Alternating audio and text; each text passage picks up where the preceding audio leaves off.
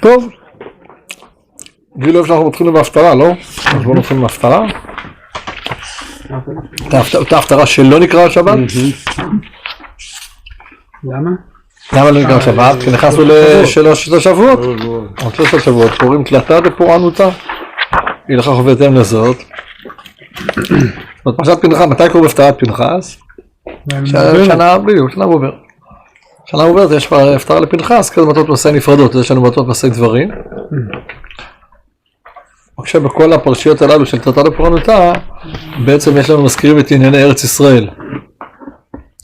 בסדר? אז הפטרת פנחס שלא נקרא, עוסקת באליהו הנביא. מה הקשר של זה לפנחס? פנחס הוא אליהו. פנחס הוא אליהו. דברי חז"ל, לא יודע. דברי חז"ל, ובפשט, אם אלמלא דברי חז"ל, בפשט, קודם כל חז"ל מתקנים את ההפטרות, זה בסדר שהם זה, ובפשט הפסוקים... חז"ל אמרו שפנחס הוא אליהו. הם שניהם היו קנאים, כן. שניהם נהגו בקנאות. כן. זאת אומרת, שניהם נהגו בקנאות, אבל נזכיר יותר מזה. מה זאת אומרת נהגו בקנאות? לא נהגו בקנאות של הביזנס שלהם. לשניהם היה הדרך, הפעולה שלהם להחזיר את עם ישראל, הקדוש ברוך הוא הייתה על ידי קנאות. קצת דיברנו על זה בשיעור במנחה לערבית, שהזכרנו, רמזנו לזה. זה בהפטרה, הקנאות שלי. נכון, זה העניין, הקנאות של אליהו, אליהו מחזיר את עם ישראל באמצעות הקנאות. לכאורה הוא היה יוצא דופן בהקשר הזה. לא ראינו לא לפניו ולא אחריו נביא שפעל באופן כזה. נביאים תמיד ניסו לסנגר על עם ישראל כלפי הקדוש ברוך הוא, ניסו להילחם על הזכויות שלהם, ניסו לבטל את הגזרות, קראו לעם ישראל לחזור בתשובה, אבל נביאים שנלחמו בעם ישראל ברמה הזאת של לעצור להם את הגשם, מה זה גשם? זה לעצור להם את החיים. לא ראינו לזה אח ורע, עד כדי כך שהאחאב שם פוגש את אליהו ואומר לו, אתה זוכר ישראל. אז כולנו כאילו רואים מה, אתה ציניקה, אתה לא מתבייש, ותראה כמו שאליהו בעצמו עונה לך, לא, אני אחרת את ישראל כי אתה ובית אביך וכולי. כן, אבל בסוף השאלה של אחאב מהדהדת וקשה. כלומר, בסדר אתה רוצה להחזיר את עם ישראל בתשובה. האם בסוף זה להחזיר את עם ישראל בתשובה? אחרי הכרמל. הכרמל לא להחזיר את עם ישראל בתשובה. אבל האם עצירת הגשם החזיר את עם ישראל בתשובה? לא. אוקטובר יחזיר את עם ישראל. מה? האם 7 באוקטובר יחזיר את עם ישראל? כן, זה עוד שאלה, אבל האם, מה? כן, היה הרבה מעט. האם 7 באוקטובר יצר תהליך שחזר בתשובה שאתה זה, הוא ודאי עשה איזשהו גל. האם הסיפור של אליהו עשה איזשהו גל? ברור שהוא עשה. יותר ארוכה, יותר רחבה. התלמידו הגדול של אליהו, אלישע ליווה את אליהו, הוא ראה כל מה שאליהו עושה. כן, רק בסוף ימיו, לא בשגרה. קיבל את דרכו. לא בהכרח. ובדיוק, אלישע לא... הוא עובד אחרת. אין העתק של אליהו. מה? השאלה אם רוצים לראות. השאלה אם מי רוצה לראות? אם רוצים לראות את הנס. לא, זו שאלה טובה אם רוצים לראות את הנס. השאלה היא, אבל... הדרך הזאת שבה אליהו בוחר לפעול, היא דרך קשה, דרך קשה מאוד. לעצור את המים לעם ישראל במשך 3 שנים. זה קשה. קטלני. קטלני. סכנת חיים. סכנת חיים. אנשים מתו. לכאורה אנשים מתו. עזוב את זה שאנשים מתו, כמה אנשים עזבו את הארץ? אנשים מתו, אנשים עזבו את הארץ, זה אירוע קשה. איש אחד מת? 10 עזבו את הארץ, כן. כשאיש אחד עוזב את הארץ, משפחה עוזבת את הארץ, זה לא עוזב את הקדוש ברוך הוא. טוב, גם האיש שם. זה עוזב את הכל. כן. בכל אופן, אבל אנחנו רואים שכן, יש הנהגה כזאת, כלומר, יש הנהגה כזאת יחידה, יוצאת דופן, ומי שעושה אותה, אז כפי שאנחנו רואים בתחילת הפרשה שלנו, אני נמצא לבריתי שלום. טוב, בסוף כאילו, אליהו ביקש את זה מהשם, הקדוש ברוך הוא עשה את זה, את העצירת גשמים, זה לא... לפני זה שהוא מבקש את זה מהשם, הוא אומר שם לאחאב, הוא אומר לו שם, השם, אתה קיבל לפי דברי.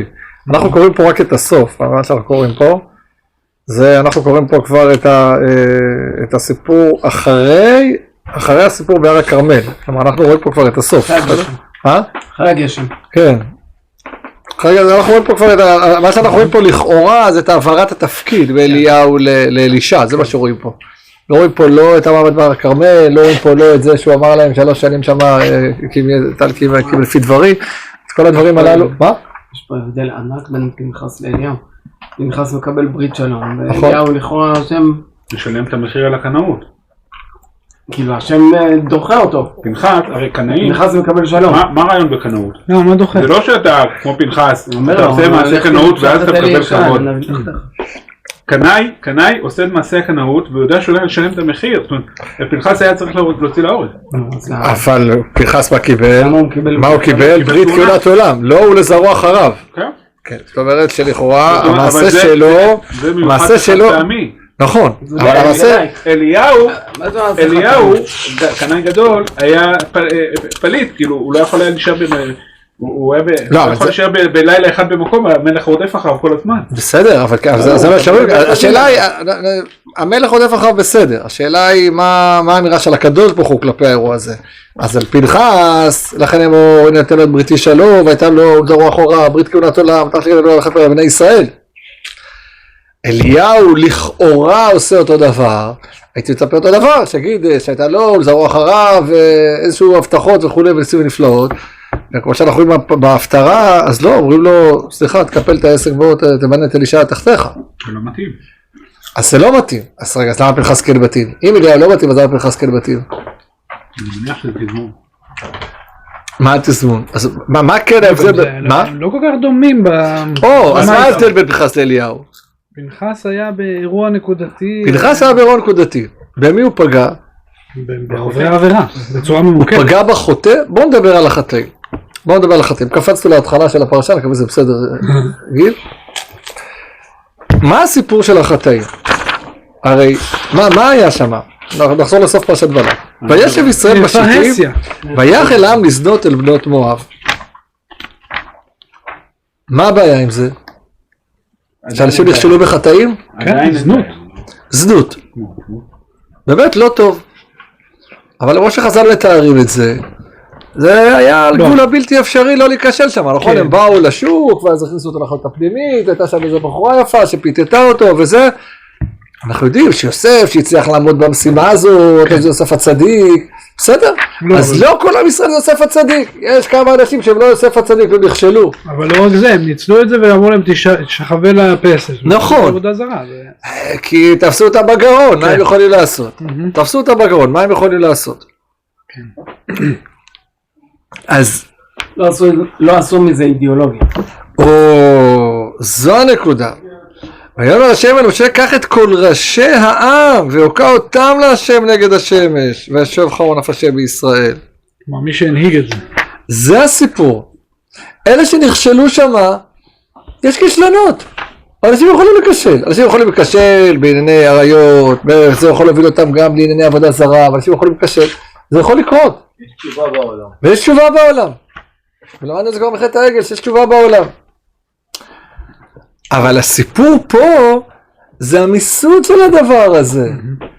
כלומר הראשונים נכשלו, לא כולם בספר צדיק, בסדר, הוא ספר צדיק, זה ספר צדיק, לא כולם בספר צדיק. אז היו כאלה שנכשלו, זה לא האירוע, אלה נכשלו. אבל הסיפור פה זה העובדה ויאמר השם אל משה, קח את כל ראשי העם והוקע אותם להשם נגד השמש. כלומר זה לא סיפור של יחידים שנכשלים, זה הופך פה לאיזושהי תופעה ציבורית. טוב, פה רש"י אומר, בבקשה. קח את כל ראשי העם לשפוט את העובדים. כן, נכון. זה רואים רש"י, בסדר? הלאה. את מי פנחס הורג? סמרי וסלו, נסיבת אב, השמעוני. וחז"ל מדגישים את זה, אתה רוצה בכיוון של רש"י, אז רש"י בעקבות חז"ל אומר לנו שמה? זה לא נעשה באיזה אסתר או משהו, לא הלך לאיזשהו מקום נסתר, אלא מה הוא בא על משה רבנו ואמר לו והתיר לך את המדיינית שלך. זאת אומרת, הדבר הזה נעשה בהתרסה, הדבר הזה נעשה באופן פומבי, באופן ציבורי, לא מעשה הזה, אבל עצם ההתנהלות הזאת, היא כבר קיבלה גושפנקה רשמית, זה לא משהו שמישהו 1 או 10 או 100 או 1000 נכשלים. זה הופך למשהו ציבורי, לגיטימי של אנשים שמרימים יד נגד הקדוש ברוך הוא באופן ממלכתי ציבורי. אז מה עושה פנחס?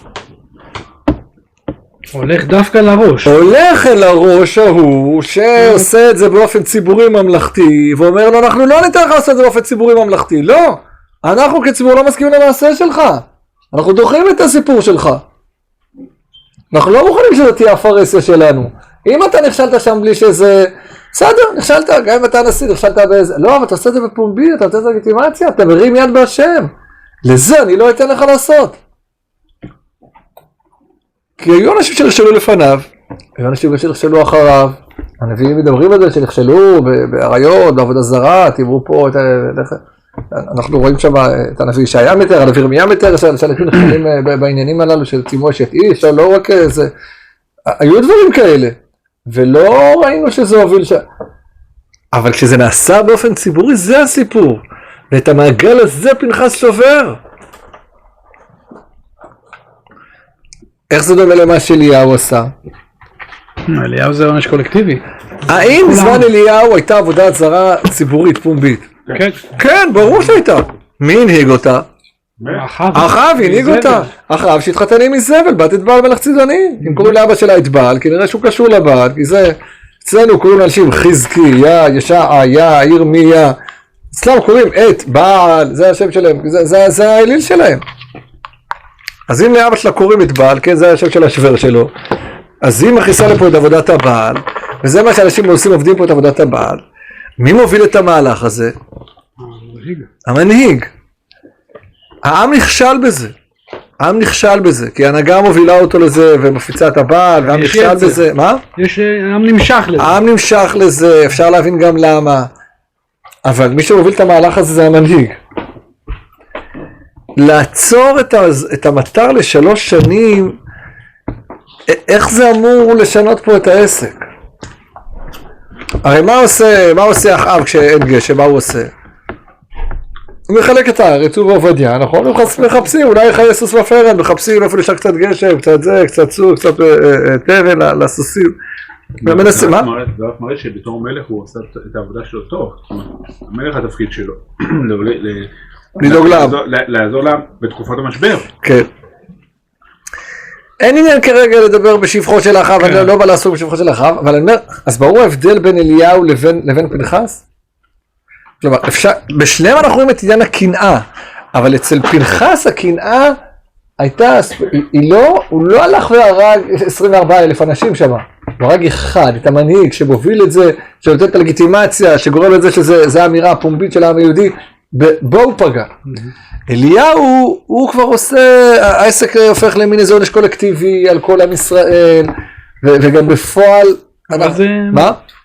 כאילו קצת קשה לי, כי הוא עושה מה, והיה עם שמוע, עם שמוע תשמעו, אם לא, זה... כן, אז חז"ל באמת... ועצר את השמוע? כן, אז חז"ל באמת אומרים שלמה אליהו עשה את זה, בגלל שכתוב שמה שלפני זה היה לו את הסיפור עם חיל בית האלי, נכון? שחיל בית האלי בנה את יריחו, בניגוד להשבעה של יהושע, ואמר בצורה צבלתיה, נבחרו יסדה לו בצורה צבלתיה, ואחרי הילדים שלו מתו, ולמרות זאת המשיך ובנה את יריחו, ואז אליהו אומר להם, אמרו לו, הנה תראה, הזה של יהושע מתקיים, והזה של משה לא מתקיים, אז הוא אמר, אם ככה אתה לא מתקיים, אני אראה לך שזה כן מתקיים. כן, אז יש איזה דברים כללו בחז"ל, שאומרים שזה באמת המהלך של אליהו, ועדיין יאמר אומר, כאילו, אם אני רוצה לעצור את השמיים, שעצור את השמיים, אבל כאילו, למה... אל תעודד אותו. כאילו, כן, אתה אומר, לקחת מפתח של גשמים, כאילו לפי דברים, זה קשה, זה קשה, אז אנחנו, שוב, אנחנו לא יכולים חלילה לעסוק באליהו וזה, אבל אנחנו מבינים שזה לא אותו סיפור, זה לא יותר, אומרים לו שפנחס אליהו, ושלהם רואים את הקנאות, זה נכון, אבל היא מתבטאת באופן אחר, ולכן אנחנו גם רואים התנהלות אחרת בעקבות האירוע. כלומר, פנחס הלך, תקף נקודתית, זה, השיב את חמתים על בני ישראל וכמה את קהילתים בתוכם. אפשר אולי לשאול פה, בואו נסתכל את הפרשה, ודבר השם למשל אמור, פנחס בן עזרא בן אהרון כאן השיב את חמתים על בני ישראל, בקנאו את קהילתי בתוכם ולאכלו את בני ישראל בקנאתי, לכן אמור, הנני נותן לו את בריתי שלו. אז לא אמרתי, על מה הוא קיבל? על מה הוא קיבל את ברית השלום? זה שהוא השיב את חמתי. ולא חיליתי את בני ישראל. אז מה כתוב בקנאו את קנאתי? זה באמת, בגלל שהוא קינה את קינתי או בגלל שהוא השיב את חמתי? לא, בזה שהוא קינה את שהוא ביצע את הקינה, אז הוא השיב את החמה. איך? רואים מה קורה למי הוא עשה את העבודה המלוכלכת. נכון, זה בדיוק התשובה, נכון. כלומר, אומר הקדוש ברוך הוא, אם אתם כולכם, הרי מה הסיפור פה? הסיפור פה שאתם הלכתם ועשיתם משהו פומבי נגד הקדוש ברוך הוא. אז אם משהו יכול לעצור אתכם, יש לי אתם מפסיקים לפעול נגד הקדוש ברוך הוא, למשל איזה פנחס שהולך ורואה כשאתה המנהיג שעושה את זה, ואומר לו, תשמע חמודי, עד כאן, אנחנו לא נותנים איזה לגיטימציה למעשה שלך. אז אם אתם עושים את זה, אז אני לא צריך לקנא, כי אתם מקנאים, אתם מבינים שאתם עבדים של הקדוש ברוך הוא, אז הכל בסדר. אם פנחס לא היה עושה את זה, מי היה צריך לקנא? אני הייתי צריך לקנא, אני צריך להתחיל להילחם אתכם, כי אתם נגדי. והתחילה המגפה, והיום אתם מגפה 420,000, כן. אז על ידי זה שהוא קינה את קינתי, אז לכן הוא עצר בקנו את קינתי בתוכה, ולא אוכלים את בני ישראל בקינתי. הוא בעצם עצר את הקנאה שלי. אז למה מגיע לו ברית שלום? הוא חסך את כי עשה שלום בין עם ישראל לקדוש ברוך הוא. הוא השיב את לב עם ישראל לקדוש ברוך הוא. חתך את המנהיג שמה, הבינו שאין לזה לגיטימציה ציבורית, מפסיקים את האירוע הזה, אז יכול להיות שהוא יתקע בשל יכשלו, זה לא, אבל הלגיטימציה הציבורית הפסיקה. לכן אני אומר, אומנם זה לא ההסבר של רש"י שאמר שם אבוקת, זה נגד השמש, הוא אמר שאתם תטפלו בזה, אבל גם לפי רש"י שאומר אתם תטפלו בזה, למה המנהיגים צריכים לטפל בדבר הזה? כדי שלא יחשבו שיש לזה לגיטימציה ציבורית, שזה לא יתפרש כמשהו לגיטימי. הנה כולם עושים את זה, כל עם ישראל שמה. עדיין 24. מה? עדיין 24,000. מתו. אז מה השאלה? אולי גם בלי פנחס. לא הבנתי. האם בעגל גם כן מתו 3,000, נכון? דיברנו על זה, מסכנו בשיעור, אמרנו שזה, מה? זה כלום 3,000. זה כלום 3,000 ול-24,000, זה פי 8. זה פי 8. אבל אני מבין שאירועים כאלה, הסיפור הוא לא הפרטי ולא כמות הפרטים. הסיפור הוא ברגע זה עובר מהמרחב הפרטי למרחב הציבורי. מדינת ישראל כמדינה שומרת שבת. האם אנשים לא נוסעים בשבת? יש אנשים שנוסעים בשבת, אבל המדינה כמדינה שומרת שבת. המוסדות שלה לא עובדים בשבת, הצבא לא מתאמן בשבת, המדינה כמדינה שומרת שבת. ויש אנשים שלצערנו עדיין לא שומרים שבת, כיוון שכולם יחזרו בתשובה, ומי שיכול לעודד אותם לעשות את זה יותר מהר, זה ודאי נפלא. אבל האמירה הציבורית, אז זה הסיפור. אז בקנו את קינתי, השיב את חמתים על בני ישראל, למה? בקנו את קינתי. כשהוא הלך וטיפל בבעיה, ועשה שלום בין עם ישראל לבין הקדוש ברוך הוא, ממילא אני לא צריך להפעיל את הנשק הכבד שלי, ולכן נתן לו את בריתי שלום.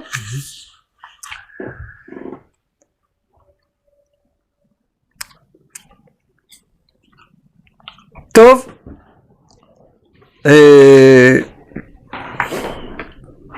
אחר כך יש לנו את הסיפור, בגדול הפרשה, כן, לא נתרון. הנושאים של הפרשה מתחילים עם הסיפור של, כמובן עם... מה זה המשך בעונת עולם? כן, כן, ודאי קשור. זאת אומרת, מי מקבל, היית בשיעור לך לערבית שדיברנו פה? לא, אמרנו שזה התקצר אחד עם השני, אותם נושאים. בגדול, מי שפועל, ברית שלום זאת אומרת, הוא קיבל ברית כהונת עולם, עד עכשיו הוא לא היה כהן, ככה אומרים לנו חז"ל, רק עכשיו הוא נהיה כהן. למה? מי מקבל את הזכות להיות כהן? מי שדואג לעם ישראל, להחזיר אותו, מי שדואג לכפר על בני ישראל. מה התפקיד של הכהן? לכפר על בני ישראל. מה עשה פנחס? כיפר על בני ישראל, כך כתוב פה, והייתה לו זרוע ברית כהונת עולם תחת אשר קינן לה ויכפר על בני ישראל. מי שמנקה את עם ישראל והחטאים שלהם, מי שמחזיר אותם לאביהם שבשמיים, אז הוא מקבל ג'וב אצל הקדוש ברוך הוא. בחטא העגל ראינו שהלוויים, שהם אלה שעוברים, כן, עברו משער לשער במחנה, איש בפני ואחיו וכולי, הם אלה שלא נכשלים בחטא העגל, הם אלה שמסלקים את כל אלה שחטאו בחטא העגל, אז הם זכו לקבל את התפקיד במקום הבכורות, הם אלה שקיבלו את התפקיד של הבכורות, אז הם קיבלו את התפקיד של הבכורות. אהרון, כשהוא חפר על בני ישראל עם הקטורת, פנחס הוא חפר על בני ישראל באמצעות חרב, אבל הוא חפר על בני ישראל, כי הוא מפסיק את הסיפור הזה.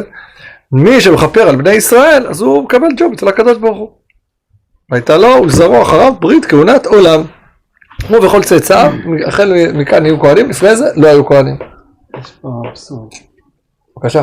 כהן על ידי חרב. נכון. כהן אמור לא, להביא לא חיים, לא... כן, כן. בסדר, אבל... כן. אני יודע, ואולי בגלל זה אולי היה כהן. אבל כהנים גם יודעים להשתמש בסכינים. כן. צריכים לדעת. כן, אבל לא על בני אדם. העבדים לעשות את זה על בעלי חיים. גם נהדר, אבל אני חושב שאחד הכלים שהכי שמשו במקדש, אחד הכלים הכי שמשו היה כלים שחיטה. במקדש, כן. ואז כזכור, כל אחד שרצה לאכול בשר תאווה, גם כן היה צריך לבוא למקדש, אי אפשר היה לאכול כל אשר תאווה נפשך, היה צריך לבוא כל הר הקודשים. כלי זה עממי. כן, היה צריך להיכנס אל... מה היה אפשר לשעות במדבר לא, במדבר היו חייבים, מה? אולי של חיות. חיות, כן, משהו, אולי, כן, כן. אבל בהמות שרצו לשחוט, היה צריך לבוא לפתח אוהל מועד, לשחוט את ה... כאילו הפרטי שלו, לא... הפרטי שלו. אי אפשר היה לאכול בשר פרטי, אפשר היה לאכול במדבר בלי להגיע אל הזה. רק כשמגיעים לארץ ישראל, אז אתה יכול בכל מקום, בכל אהבת נפשך תאכל בשר, זה רק בארץ ישראל. במדבר צריך יותר השתדלות, יותר עם אצבע על הזה, עם ברקסים. שעם ישראל אומר מי אכילנו בשר, מה שאומר להם, כאילו מה, תרגעו עם הבשר. מדבר ובשר לא חברים טובים. בשר זה של ארץ ישראל, תגיע אל ה...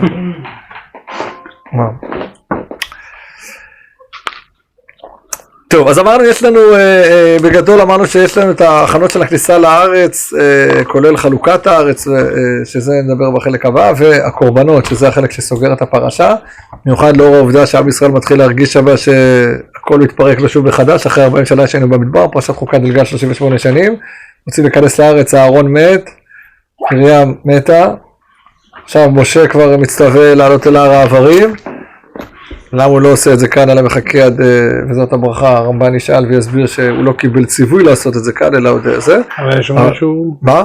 ויש יושב ראש אולי קצת את מה וזה לא תקין. בכל אופן, אבל בשלב הזה, עם ישראל מרגיש עוד פעם, רגע, אז אנחנו בסוף תקועים במדבר, בלי המנהיגים, בלי שום דבר, זהו. אז לא, הנה קחו את הקורבנות שינהגו רק בארץ ישראל, קורבנות המוסף שינהגו רק בארץ ישראל. נתעלם גם מקורבן תמיד שגם מוזכר בפרשה שלנו, הקורבנות המוספים נוהגים בארץ ישראל, והנה מצאו את כל הקורבנות המוספים, כי אותו נכנסים לארץ, בגדול, אם אנחנו פה, אנחנו בשנה 40, מה? במדבר? לא הבאתי. מוסף לא נהג במדבר? פשטות לא, ככה אומרים חז"ל שלא נהג במדבר. דיברו על מנחות. מה? גם מוסף? כן, גם מוספים לא נהגו, הקורבנות שנאמרו בפרשת מלכה, סליחה, לא נהגו במדבר, תמיד כבר הצטווינו עליו תמיד לפני זה, קורבנות מוסף, יש דעה שלא נהגו במדבר, ככה אומרים חז"ל. אז הנה, מצווים אתכם למוספים, שזה סימן שאתם... זה מופיע בדברים, אני חושב. מה? זה מופיע בסוף המוספים, בגלל שזה הכניסה לארץ. מופיע עכשיו פה, בפרשה שלנו, לא פרשת פנחס, פרק כ"ח. נכון, וזה לפני הכניסה. כן, אבל עוד לא נכנסים, משה עוד לא נתן לנו את משלי תורה. בסדר, אבל זה... לא, אז הרמב"ן אומר שלמה היה צריך לתת את זה פה, בגלל שהיה משבר גדול בעם ישראל. שוב, אנחנו כבר יודעים את ה-happy end, שהבסוף נכנסו לארץ, הכל טוב, וזה. הם לא יודעים את ה-happy end, הם תקועים כבר 40 שנה במדבר, כל הדור הקודם מת, מרים נפטרה, אהרון נפטר זה, ועכשיו משה אומרים לו לעלות אל הר העברים, אז ככה מן הרמב"ן במקום מסביר. הנה אומר הרמב"ן, ותם צו את בני ישראל ונתן להם את קורבני לחמי, אחרי שאמר אלה תחלק הארץ, ציווה להשלים תורת הקורבנות שעשו כן בארץ.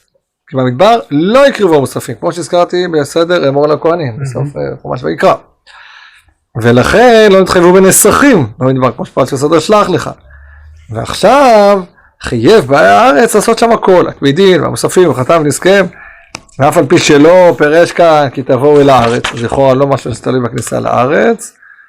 כבר הזכירו פרשת הנסחים ורמז לנו פרשה ראשונה במועדות, והחל כאן מן התמיד, אף על פי שנזכר כבר פרשת הצווה, עשו לו את הכל סדור בפרשה אחת. ובהמשך הוא אומר, אולי הוא מזכיר שם שהסיפור היה שהם פחדו שהם פשוט לא, אולי עוד פעם כבר לא קורה שום דבר. לא, אני מצווה אתכם על פרשת הקורבנות. מה? נכון, אז הוא אומר להם, לא לדאוג, הנה, יש מעבר לפינה מחכה ישועה, תכף נגיע לארץ ישראל, ושם נעשה קורבנות נוספים, ככה זה המהלך. טוב, אז נשאר לנו באמת, אז על הקורבנות, אתם רוצים לפרט על הקורבנות? נראה לי פחות אנשים רוצים לקורבנות, אנשים בדרך כלל מדלגים עליהם, לא? רוצה שנעשה סדר הקורבנות, מה מאפים את הקורבנות השני, קורבנות שהם לא רעים, מול קורבנות, מה? השבעה פרים. בנות צלופחד, יאללה בוא נדבר על בנות צלופחד.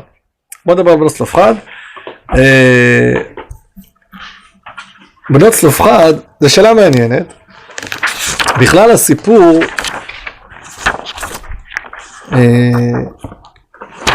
כמובן את ההחלפה, לדעתי דיברנו עליה כבר בשנים עברו, נכון? תקן אותי אם אני טועה.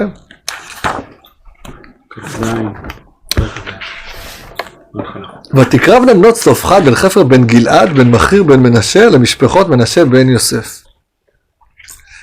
בנות צלופחד בן חפר בן גלעד בן מכיר בן מנשה למשפחות מנשה בן יוסף. הייחוס פה חשוב. הייחוס פה חשוב? למה הייחוס פה חשוב? כי מה? מדברים פה על ייחוס. הם רוצות, אבינו למד במדבר והוא לא היה בעדה, למה יגרש שם אבינו בתור משפחתו? אז בואו נלך אולי קצת אחורה ברשותכם, בסדר? נלך פרשת כ"ו, למרות לי רצה שנתחיל בכ"ז, נתחיל בכ"ו. אני פסוק כ"ח, מה? בני יוסף למשפחותם, מנשה ואפרים, טוב, מובן. בני מנשה למכיר משפחת המכירי, ומכיר הוליד את גלעד, אז הוא לא חלק משפחת המכירי? לא, לגלעד משפחת הגלעדי. אלה בני גלעד, אליעזר משפחת היזרי, לחלק משפחת החלקי, ועשריאל משפחת העשריאלי, ושכם משפחת השכמי, ושמידה משפחת השמידאי, וחפר משפחת החפרי. כמה משפחות ספרתם? הרבה. כאילו... מכיר גלעד. בוא ניקח דוגמה, נשווה את זה למשל, אחד השבטים הכי גדולים בעם ישראל. יהודה, שר. מה? שר, יהודה. דווקא הייתי אומר, דן, יאללה בוא נלך על דן. אלה בני דן למשפחותם. לשוחם משפחת השוחמים. אלה משפחות דן למשפחותם. לא. כל משפחות השוחם לפקודיהם 64,400. משפחה אחת. כמה היו לבני אפרים? 32,500. חצי. סליחה, רצינו את מנשה, אני מתנצל, רצינו את מנשה, 50,700, יותר גדולים. אבל זה משפחה אחת, זה 10 משפחות. חלק היו בארץ. אז אני מבין שמנשה זה אופרה אחרת. אופרה אחרת מנשה. אז גיל אומר, חלק היו בארץ. אתה זוכר שדיברנו על בני אפרים שהיו בארץ. עכשיו אתה אומר שגם בני מנשה היו בארץ. או שאני מתבלבל או ש... לא, לא אמרת למתבלבל, בדרך כלל אנחנו יכולים לדבר על בני אפרים שהיו בארץ ישראל, שזה מוזכר, דברי הימים. בוא נפתח עוד פעם, בני ישראל שבותם מנשה ואפרים, בני מנשה למכיר משפחת המכירי, אפשר היה לעצור פה, זהו, משפחות המכירי למשפחותם? לא, מכיר הוליד את גלעד, בסדר, אז הוא בן שלו, שיהיה חלק ממנו, לא, לגלעד משפחת הגלעדי. אלה בני גלעד, אליעזר משפחת היזרי, לחלק משפחת החלקי, ועשריאל משפחת העשריאלי, ושכם משפחת השכמי, ושמידה משפחת השמידאי, וחפר משפחת החפרי. 6 ילדים. אז כמה משפחות ספרנו פה סך הכל? 8. מה? 8? כאילו תלוי אם אתה סופר איזה דורות. אני ספרתי 6. בוא נתן. לא, אבל כל אלה עוד מכיר פעם. וגלעד. מכיר, גלעד, אליעזר, חלק, עשריאל, שכם, שמידה, חפר. 8 משפחות ספרנו פה. אבל כאילו זה נכדים. זה לא... אבל הם נספרות פה כמשפחות. הם נספרות פה כמשפחות. לדן גם היו ילדים ונכדים, היו לו 40 ומשהו אלף. לא סופרים. לדן? יש כמה משפחות. זה משפחה. לדן? 64,000. מה, לדן היה 46,000, לא? לא, אבל יש את זה גם, יש עוד מקרים, יהודה. כן. טוב, שיהודה אנחנו מכירים את הסיפור. מדבר על משפחות המנוחה. יהודה ער ועונן, ואז בני יהודה משפחותם, שלה משפחת פרץ ושבט ארצי, לזרח משפחת הזרחי. כן. שלה פרץ וזרח, אלה 3 בניו. זהו? ויהיו בני פרץ זה חצרון משפחת החצרוני, וחמור משפחת החמורי. אוקיי. אוקיי, הוסיפו 2, נכון. כן. כן, יכול להיות, משפחות המלוכה. כן. למה? יש בני אשר. אשר, יאללה, מה קורה אצל אשר? בוא נראה אצל אשר. אמונה. איפה אשר? דקה. מה? לא, זה בני בנימין, לא? אוקיי. ימנע משפחת בני, ישבי, בריאה. שווה, בריאה. ואז זה לבני בריאה, לחבר, חברי, למלכיאל. מלכיאל. 5. ושם את אשר שר. ומחשב 3,000, זה אותו סדר גודל. פה יש 8, ועוד ל8 האלה, יש פה צלופחד בן חפר, יש לו 5 בנות. שגם הם כל אחת רוצה נחלה. מה? מכובדים. טוב, בסוף הם הנסיכים, הם בני מלך מצרים, כאילו. טוב, זהו, זה מה שאנחנו יודעים להגיד, שהם בני מלך מצרים? אבל גם נכון, בני מה? רחל, בני רחל. הם בני רחל, אוקיי. נו, מה עוד אנחנו יודעים להגיד עליהם? נסיכים, בני מלך מצרים, בני רחל. וגם זה שהם היו בארץ, הם עלו לפני.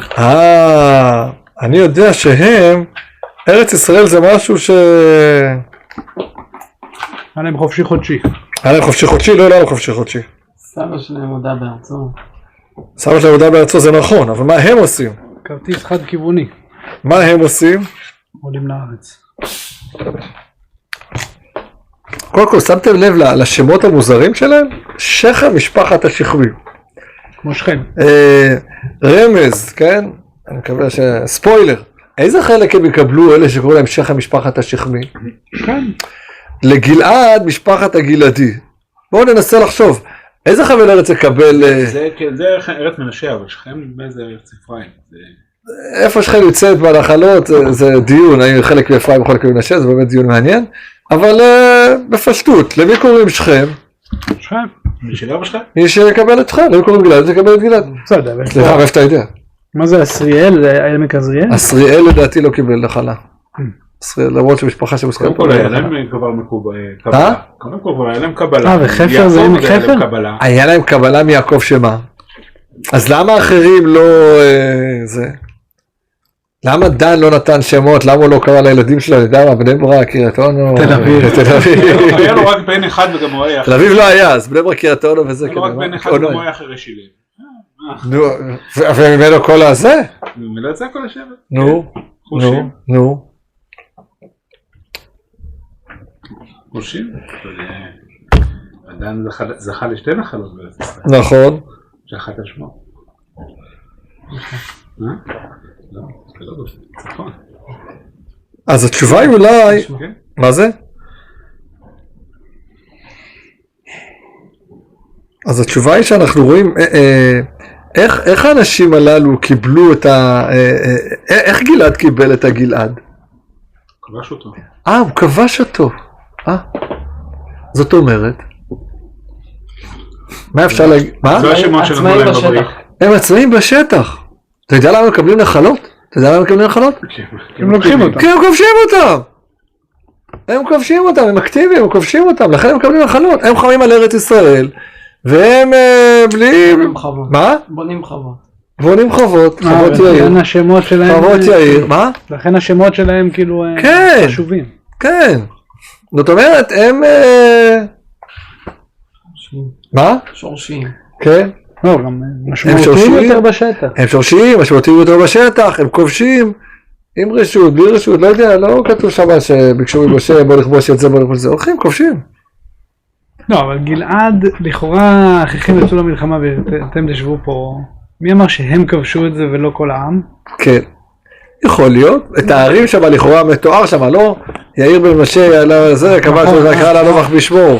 לגלעד נתתי זה, הוא כבש את כובע חבל הארגוב. אחי נתתי את הגלעד. כן. מקום יפה הוא בחר. מה? מקום טוב הוא בחר. הם אומרים לו שם, לעבדיך מקנה, יש פה מקום סבבה, לעבדיך מקנה, בוא נשאיר אותנו פה ברמת הגולן, אנחנו לא רוצים, אל תעבירנו את הירדן. מה? מנשה לא אמרו את זה, בני גד ובני ראובן אמרו את זה, צודק. כן. לא, אמרת שזה מקום יפה, אז אמרת קצת זה מקום יפה, אבל לא מנשה טענו, זה מנשה כבשו, מנשה לא התלולו, מנשה כבשו. הם גם כבשו גם בתוך ארץ ישראל. אז אולי יסביר לנו למה מנשה קיבלו את הנחלה הכי טובה. הכי טובה. הכי גדולה, לאורך ולרוחב, מרכז הארץ צפון דרום, מהים ועד הירדן ומעבר לירדן. הנחלה הכי משמעותית זה של מנשה. אין נחלה יותר משמעותית של מנשה. מחדרה עד הרצליה, מהים עד הירדן, מהירדן אל מעבר לירדן, כל מרכז הארץ מבחינת צפון דרום, עם העיר שכם באמצע, העיר הכלכלית הגדולה ביותר, עם הפירות הטובים של בקעת הירדן, עם המקומות המרעה של הגולן, אין משהו יותר טוב מזה.